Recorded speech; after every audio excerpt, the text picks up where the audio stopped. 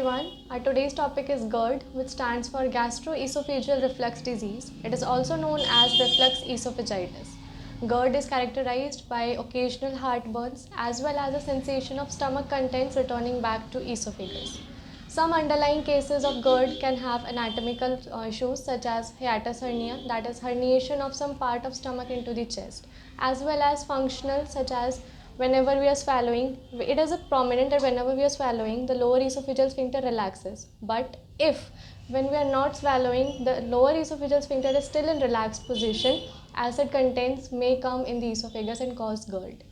If GERD prevalence for a longer duration of time, it causes many conditions such as esophagitis and may lead to some serious conditions such as esophageal carcinoma. Now, what are the causes of GERD? First, our lifestyle, that is our dietary habits. हम बहुत ज़्यादा spicy food खाते हैं, बहुत ज़्यादा caffeine intake लेते हैं, जिसकी वजह से हमारे स्टमक का जो एसिड है it readily comes into the oesophagus. Second, hormonal factors. Gastrin hormone होता है जो कि हमारी एसिड सिक्रीशन को इंक्रीज़ करता है. अगर गैस्ट्रिन हार्मोन ज़्यादा रिलीज़ हो रहा है, दैट मीन्स एसिड ज़्यादा बनेगा और वो ईसोफेगस में जाएगा. Also when progesterone is less, that is in cases of pregnancy, GERD बहुत ज़्यादा ईजिली हो जाता है. Third, postural changes. A person who is involve in bending, that is stooping position, उसको GERD बहुत ईजिली होगा क्योंकि वहाँ पे उसके postural डिफेक्ट्स हैं. ऑल्सो जब हम swallow नहीं कर रहे हैं, तब अगर हमारा लोअर esophageal sphincter रिलैक्सड है तो it causes the comeback of acid in the esophagus. Now moving on to the stages of GERD. GERD has been classified into 3 stages: stage 1, stage 2 and stage 3. Stage 1 में heartburn के occasional attacks होते हैं, that is less than 3 episodes per week. यहाँ पे mild symptoms होंगे और कोई भी ज़्यादा डैमेज नहीं होगी इसोफेगस में. स्टेज 2, यहाँ पे हार्ट बर्न के जो सिम्टम्स हैं they are more than 3 episodes per week, moderately severe symptoms and may lead to some extent of damage to the esophagus. In stage 3, the chronic symptoms arise. Symptoms are arising every day. Nocturnal acid secretion, जिसकी वजह से रात को नींद खुलती है, रात को नींद में disturbance होती है. Also, it may lead to esophageal damage to a longer extent such as esophagitis. Now, moving ahead with the management of the GERD. First of all, lifestyle changes. हमें अपनी डाइट चेंज करनी है, ज़्यादा caffeine नहीं लेना है, smoking नहीं करनी है, अल्कोहल नहीं लेना है.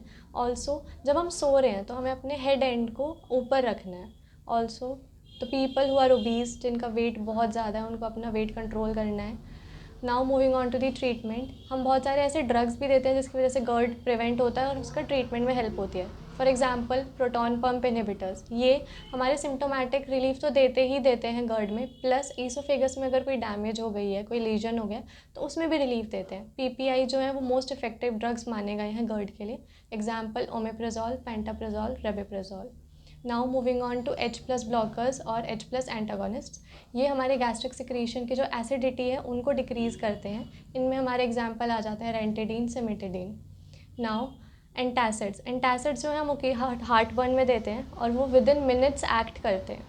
ये हमारे एसिडिटी को डिक्रीज़ कर देते हैं, जिसमें हमारा एग्जांपल आता है सोडियम एल्जीनेट. ये एक फ्रॉथी लेयर बना देता है हमारे गैस्ट्रिक सिक्रीशन और ईसोफेगस की लाइनिंग के बीच में, सो दैट जो हमारा ईसोफेजियल म्यूकोसा है वो एसिड के कॉन्टैक्ट में ना आए, और उससे कॉन्टैक्ट में नहीं आएगा तो उसको डैमेज नहीं मिले होगी.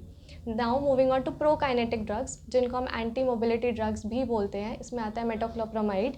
ये हमारे लोअर ईसोफेजियल स्फिंक्टर की टोन को मेंटेन करता है, जिसकी वजह से हमारा एसिड ईसोफेगस में नहीं जाता.